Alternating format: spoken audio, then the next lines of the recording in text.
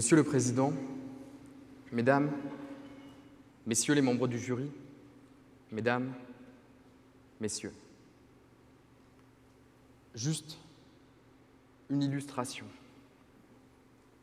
Nous sommes le 8 octobre 1981, Stéphane a 14 ans. Il est en classe de 3e au Collège des Louvrais, à Pontoise. Stéphane, c'est un jeune homme classique. Il aime la musique de son temps, il apprécie les cours d'histoire-géographie. Mais en cours, ce qu'il préfère par-dessus tout, Stéphane, c'est provoquer, parfois, et dessiner le reste du temps. Stéphane a des facilités de compréhension, c'est ce qui lui permettra d'avoir une scolarité sans encombre. D'ailleurs, grâce à ses facilités, grâce à son esprit vif de provocation, grâce à la qualité indéniable du trait qui est le sien, Stéphane fera le métier de ses rêves. Stéphane a 47 ans maintenant. Il est là, au milieu du journal satirique dont il est le chef. Il entend, ce 7 janvier 2015, une première détonation. Puis bientôt, une seconde, sans bien comprendre ce qu'il se passe. La troisième détonation, il comprendra par la force des choses sa signification lorsqu'il verra, devant lui, s'effondrer le corps sans vie de l'un de ses collègues de travail. La quatrième, la cinquième, la sixième et les détonations suivantes, elles seront pour lui.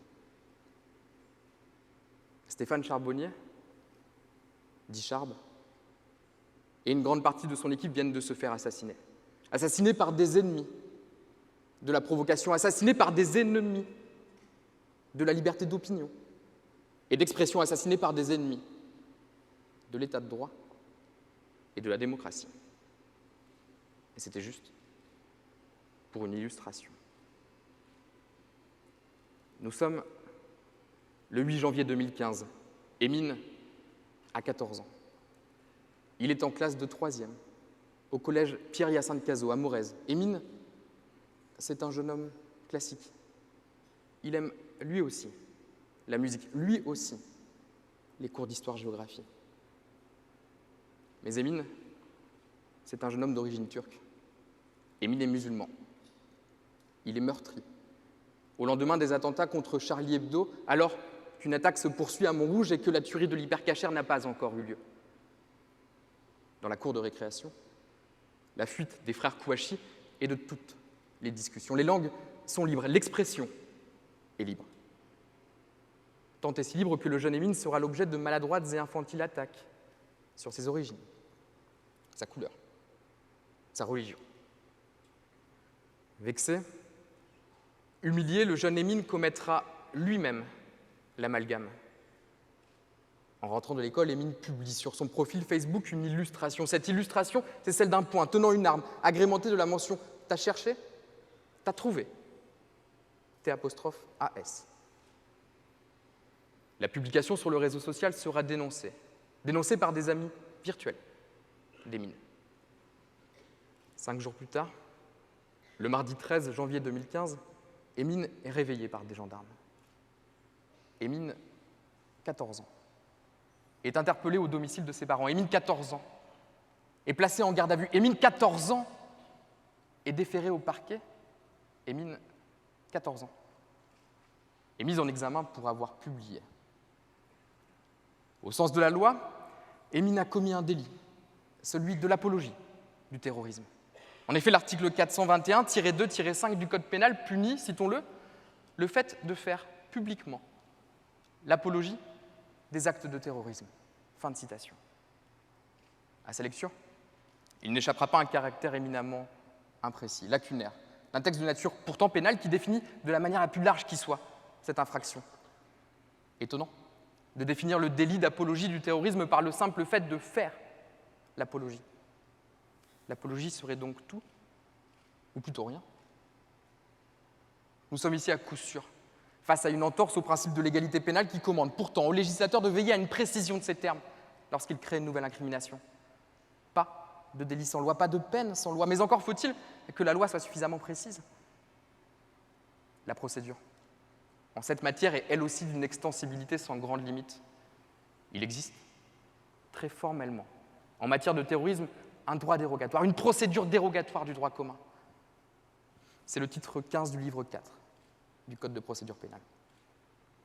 Ce droit dérogatoire, il permet, en toute légalité, d'étendre la durée de la garde à vue jusqu'à 72 heures, d'étendre la durée de la garde à vue jusqu'à 144 heures, soit 6 jours de garde à vue, soit 6 jours de privation de liberté, sans avoir pu débattre, une seule fois, au fond, devant un véritable juge judiciaire, pourtant gardien des libertés individuelles.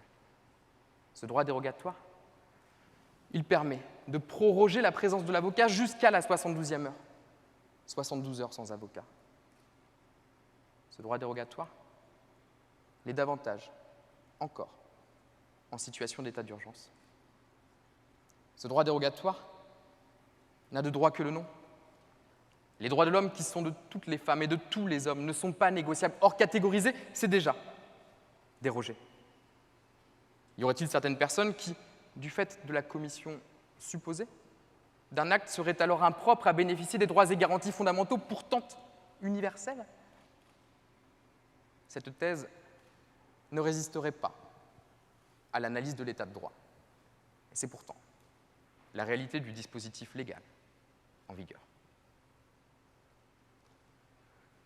Agis de telle sorte que tu considères autrui toujours, en même temps comme une fin et jamais uniquement comme un moyen.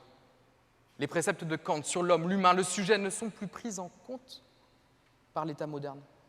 Non, au contraire, on exclut encore avec la déchéance de nationalité. Vous percevez ici toute l'aberration d'un système qui entend lutter contre le terrorisme en omettant les garanties fondamentales pourtant attachées à l'homme. Et partout, l'état de droit recule et concède ne serait-ce qu'une partie des garanties fondamentales que sont les droits de l'homme.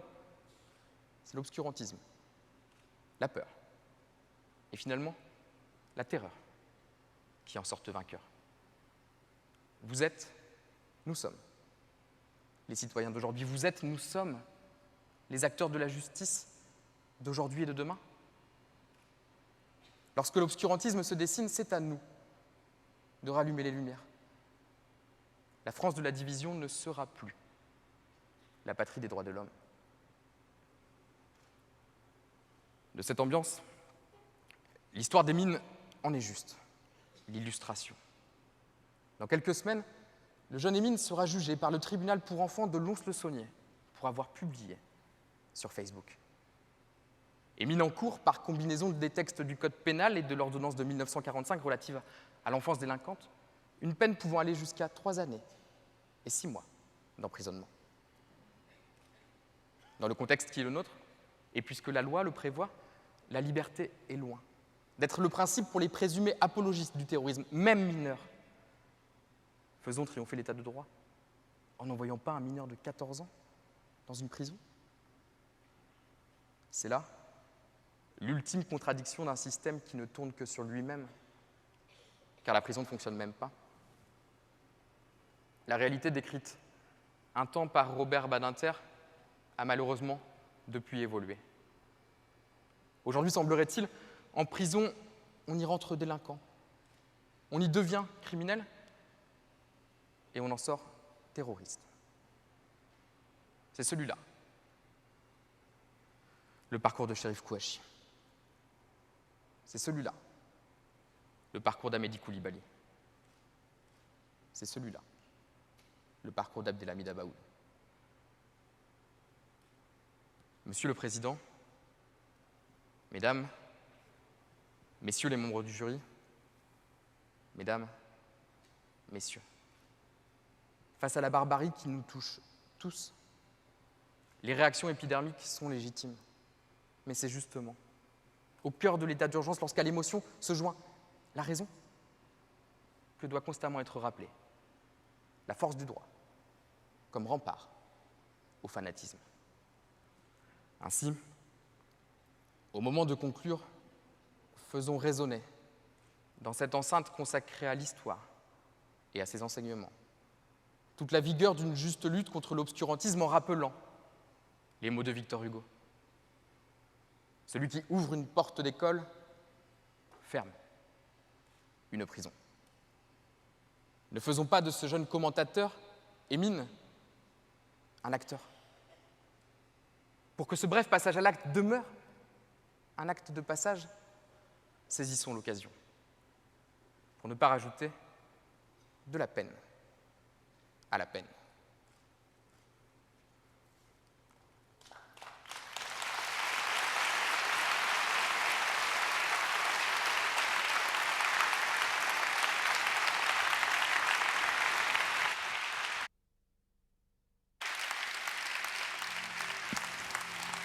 Merci.